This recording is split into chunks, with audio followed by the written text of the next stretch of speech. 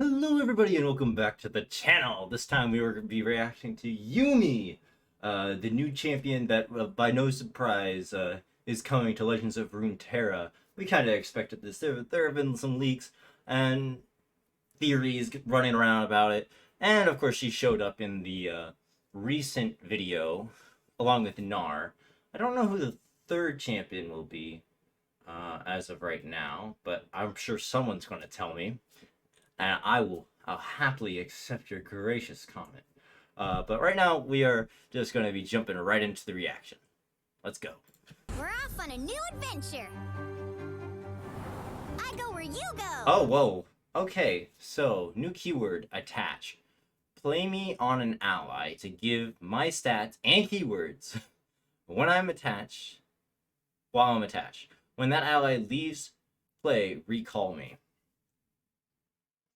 Does leave play include die? Wow, this is really annoying. I can already tell. Round start. Grant the unit I'm attached to +1/+1. Otherwise, grant me +1/+1 instead. Okay. I or the unit I'm attached to have attacked 3 times. Oh, okay. To level up, they need to attack. We'll have to see. We'll have to see.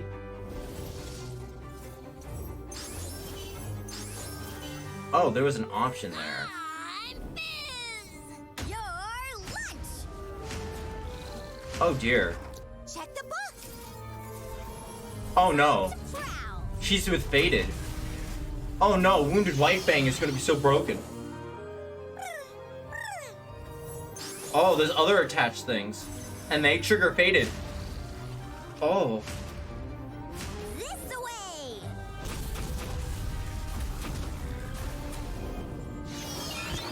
Huh. That's really broken.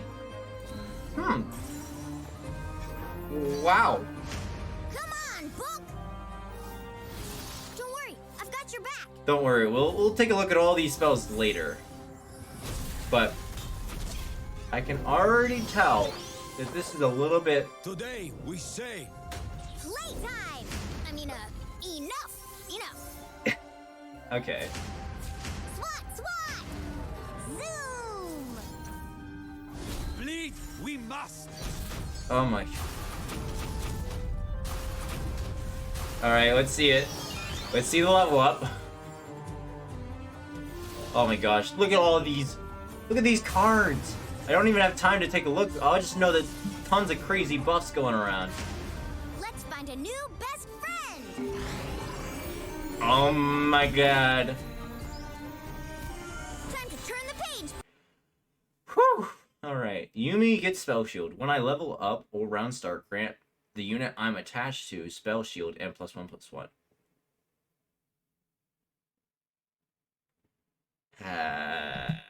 Alright, so the level up is basically I give my unit Spell Shield. While just, just growing the stat. And stats do not get... Okay, so stats do not scale very well into the late game.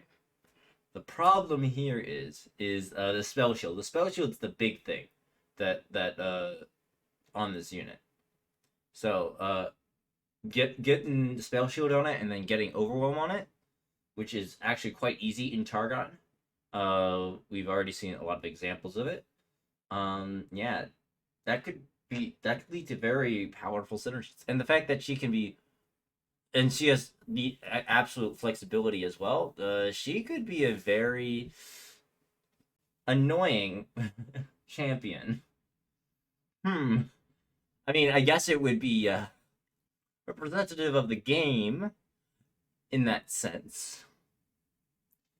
Yeah. Book. I have to look more. I will make the gods remember this day. The power of friendship. And these are all the cards. I'm going to be taking a look at these cards. Wait. Actually, let's just take a look at them now. Alright, alright, so this is what we do. Alright, I'll just move my camera afterwards.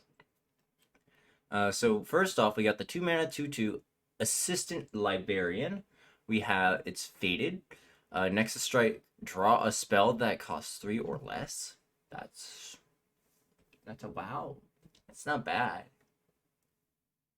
That's not bad. 2 mana 2/2, draw a card if you strike the Nexus. I mean, and it can, like, oh my gosh. If you think about the Faded keyword as of right now, a lot of units do not want to trade into Faded. And the reason being is because they're not likely to kill it. The Assistant Librarian is going to get buffed, and buffed really efficiently. And then it's going to get a really good trade on your unit. But if they don't block it, then your opponent gets a 3-cost spell. A 3 or less spell. Yeah, so this could actually be really, really, really good in a Faded deck. Yeah, I like this card a lot. Alright, and then we have Friendship. 4 mana. Give an ally barrier or spell shield this round. Yeah, barrier or spell shield this round. You can choose. I mean, it's an okay card. I say this because this is very similar to Bastion, though it does have a little bit more flexibility than Bastion. The fact that you can do barrier for, like, combat damage or spell shield to counter a really big spell, it is very good flexibility, very much worth the 4 mana. I think this is actually better than Bastion in that case. Yeah, this is better than Bastion. The flexibility just makes this a very good card. Yeah, my opinion of it is growing as more I think about it. I don't think it's like the craziest card, but I think it's going to be a very solid option. And could be a reason. Oh yeah, and the fact that it's in Bandle City is also a pretty big deal because it's more protection for Bandle City. In a region that doesn't have a ton of it. Alright, and so then we have Quick Quill. 2 mana 1/1, quick attack, attach. So by the looks of the attach keyword, it's like you have a choice to play it as is, or to have it attached. No, attach also includes keywords as well. So okay, so this basically reads: give for 2 unit spell mana, give an ally quick attack and +1/+1. That is actually, and if you look at it like that, that's pretty crazy. That's actually really crazy. Give Wounded White Fang +1/+1 and quick attack. Wow, that is crazy. That's pretty crazy. Now the next question is: can you attach multiple units to one unit? Like if I attach the Quick Quill to Wounded White Fang, can I also attach Yumi? Can I do both? Or does one of them get knocked off? I think one of them should be knocked off. I think that would just make it the keyword more interesting in general, and more balanced, to be honest. But if not, then it's really powerful. Then we have the 4 mana 5/4 Yordle, Scholarly Climb, Spell Shield. A 4 mana 5/4. That's a and it's a Yordle. I think the fact that it's a Yordle is the important part here. A Yordle with all the buffs and synergies with other Yordles, and the fact that it's also multi-region, so you can get this off of Mayor, Bandle City Mayor, and the fact that it has Spell Shield too. This is just like a big stat that you can get out early, or buff it up very easily with all the Yordle synergies out there. So, I mean, so it's if you're thinking of that point, I think it's a decent card.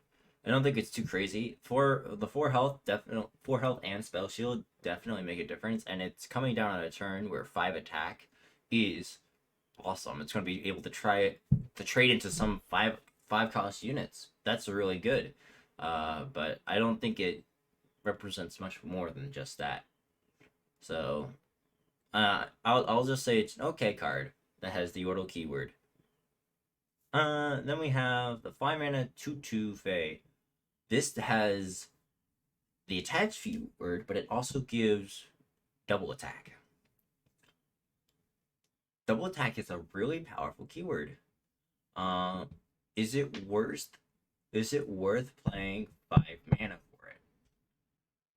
I don't know. I can tell you. A card you can compare this to is Thunder Fist. Fisting. Yeah. That's a card that you can compare with this. And that card actually used to be 3 mana, and then it got changed to 4 mana, and it only works. It only gives you double attack if a unit already has quick attack. And the big appeal of that card is that you can do it instantly. That you can surprise your opponent with double attack and kill them really quickly. This is more of a setup. It costs more, and it's unit mana. It gives +2/+2, but it's basically a slow play. Yeah, I think this is actually not going to be as great as some of the, because I think the attached keyword is better when it's on a cheaper unit, like Quick Quill. Like, you give a valuable keyword on a cheap unit that you can give to another more valuable unit for not that much cost. So in that case, I don't think Papercraft Dragon is all that great, but I do like the idea behind it. It's a very cool idea. All right, but I don't think it will be valuable. And oh yeah, that's right, it's an epic card. Of course, why did I even consider anything other than so we got another Fae, a lot of Fae synergies. I'll actually go back and look at the other release cards in comparison to all these other release cards, because that's just how I want to plan to do things out. You have quick attack. When I'm summoned or route start, give me powder this round equal. Give me power this round equal to the number of allied Fae in play or attached. Oh, so this thing is scaling attack with the quick attack keyword, and it counts itself. When I summon, give me power this round equal to the number of other. Okay, it's other allied, so it doesn't count itself. But there's a lot of Fae. This is a good card to combo with other Fae, and there's a lot of those Faes. And you even have some 2-cost Faes that you would like. You play the 2-cost Faes, some of them which are attached, like Quick Quill, and then you play this, and you have a 3 mana 4/2 or 3/2 on turn 3, and that's not bad. But the question is, would you rather be playing Mushroom Ring on turn 3 or Yumi on turn 3? And I think the answer is Yumi. So maybe it's not gonna find all that much space in a Yumi deck. It could find space in something otherwise, because all these quick attacks keywords, the more quick attack keywords you add, the closer you get to just a complete quick attack deck. And I think that might be something that this would fit into, especially since it shares a region with Ionia. And then we have Rainbow Fish, an elusive attached. So, oh my goodness, 4 mana. So basically, oh my gosh, they might have to nerf this. It's a common card too. And as we know, common cards means it's powerful. Oh my gosh. So you're giving something elusive, and then you give it 2 attack and 1 health as well, for 4 unit mana. A good comparison would be actually Subworks Map. Subworks Map would be a good comparison. But I think what really makes this powerful is that you're giving stats to a unit as well. Subworks Maps has the benefit of being burst.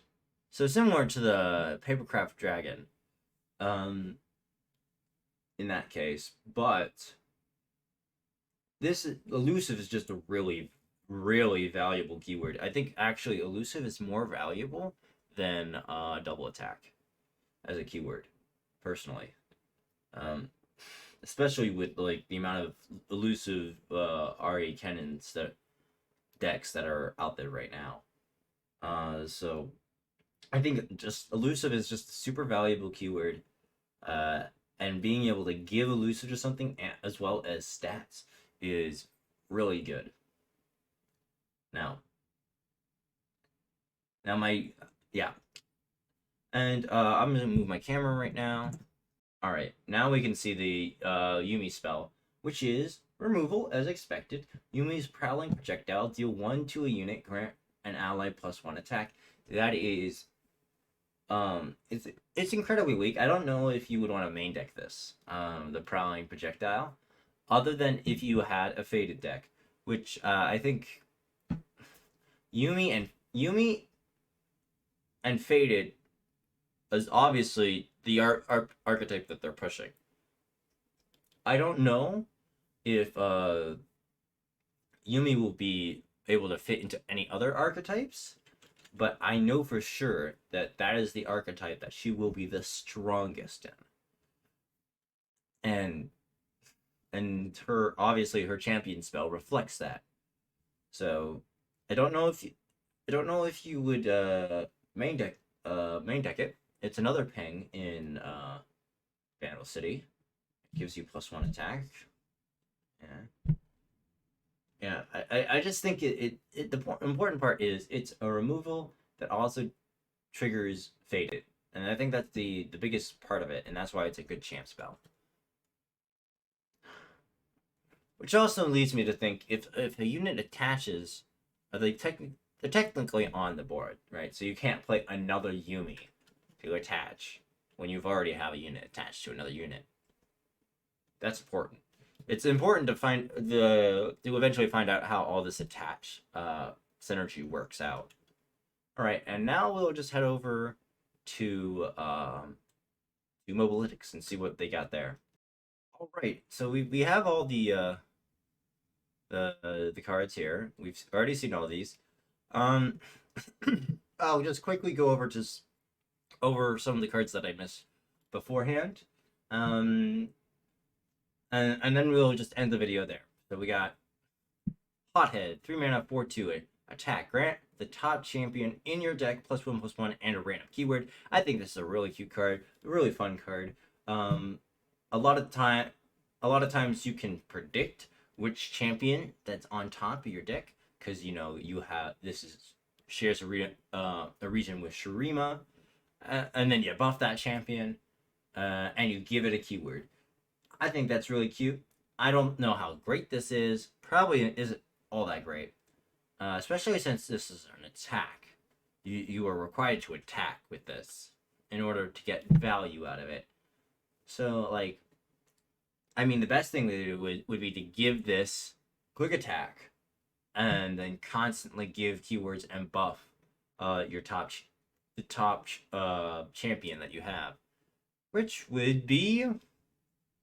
actually could be interesting. I mean, we do have a quick quill that could work really well with it. In that scenario, we have transportation. Recall an ally. The next ally you play this round with equal or less cost 0 instead. So basically, like, you recall something and then you get to play something for free. It's very similar to Retreat Return, except it's 4 mana. And it's 4 mana, so it costs technically 1 more mana to get the same value, but it also works better with higher cost units. So it's a interesting form of protection. In Vandal City, because Vandal City needed more recall protection, right? Yeah. All right. I don't know how great this is going to be. It's the kind of card that's going to fit in a very specific type of deck. and most likely a control style deck, or it can be used on like, you know, ancient Yeti or Yetis, the 8-cost Yeti, to cheat out a really big 8-cost card. That could be fun. But I'm not so sure about it. Heroic Refrain, 3 mana burst, give 2 allies +2/+1 this round. That's like Brothers Bond. It's like really really similar to Brothers Bond. Since we're getting more faded in this region, and I honestly think that the attack is more important. Well, health is also really important. So, um, this this is basically the faded trigger in Vandal City. Makes sense. We got the Spirit Portal, focus speed, 4 mana to play, discard 1, grant all allies +1/+1. So the biggest similarity is Vision. Vision is 3 cost though, and doesn't require you to discard. Um, and can be used at burst speed. Um, so, I mean, obviously, Visions is just way better than this card in every scenario. However, being able to, that's to say that it isn't strong because Bandle City, as a region, likes to swarm a lot, and just having this sort of effect in that sort of region is amazing. Plus, the +1 health will definitely make a difference, while Vision basically only does attack.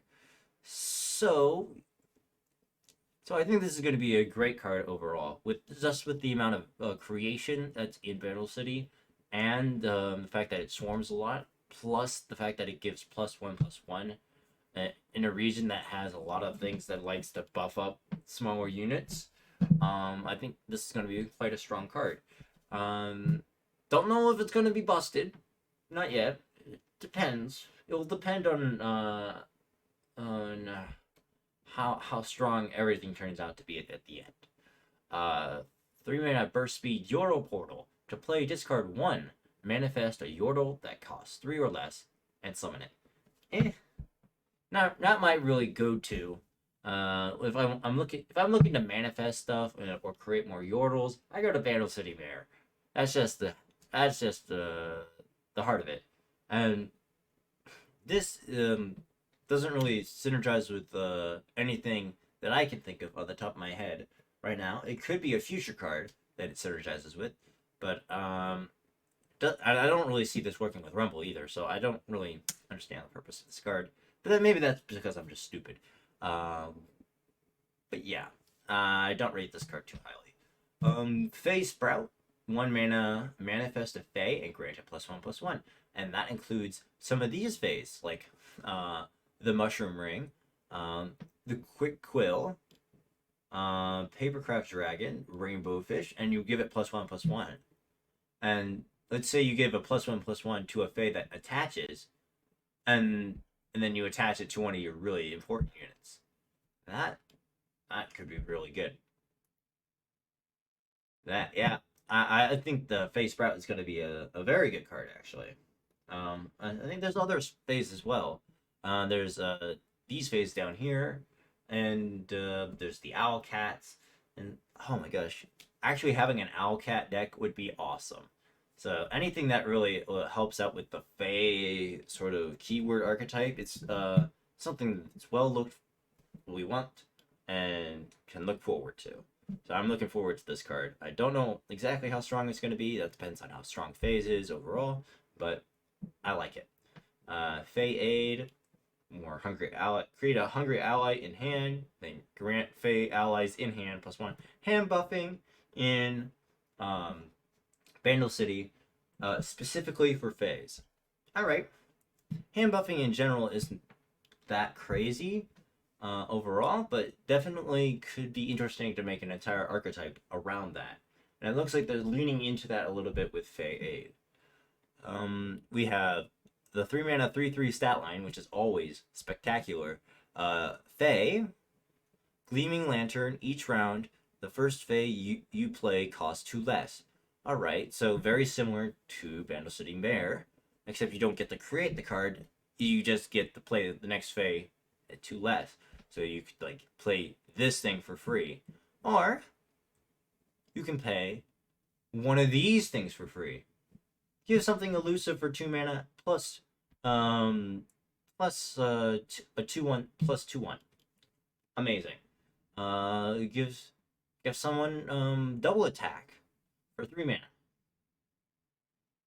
Give someone quick attack for 0 mana. Free. I shouldn't explain how great this card is. This card makes these other Fey cards astounding. And it even works with Yumi. You can cheat out Yumi for 1 mana. This card is amazing. It's absolutely astounding how good this card is. Alright, and then Blast Cone Ceiling. 2 mana, 2/2. Play, give me Barrier this round or grant me Impact. Really underwhelming. Don't see how you would use it. 2/2 stat line is not very good. If it was a 3/2 stat line, then we would be talking. But I'm not sure how great this card is. Actually, I think it's trash. 2 mana, 1/2 Fey, Grandfather Fey. When I'm summoned, create a Hungry Owlcat in hand. When you summon another Fey, grant it +1 attack. So this is leaning into that Hungry Owlcat sort of thing. So Hungry Owlcat deck? I mean, that could be a really fun thing to explore. Especially when, like, Hungry Owlcats already have Spell Shield, and then you let's say you do attach things. So you attach something to an Owlcat and give it keywords to make it way more threatening while it has Spell Shield, and then you have cards like this, Spirit Portal, that buff them up even more, and then Heroic Frame and stuff like that. Yeah, I could see a deck like that swarming the board. But besides that, that's all the cards that I wanted to look at today, and I hope you all enjoyed this guttural reaction and hope to see some more in the future. I'll see you all in the next one. Bye-bye.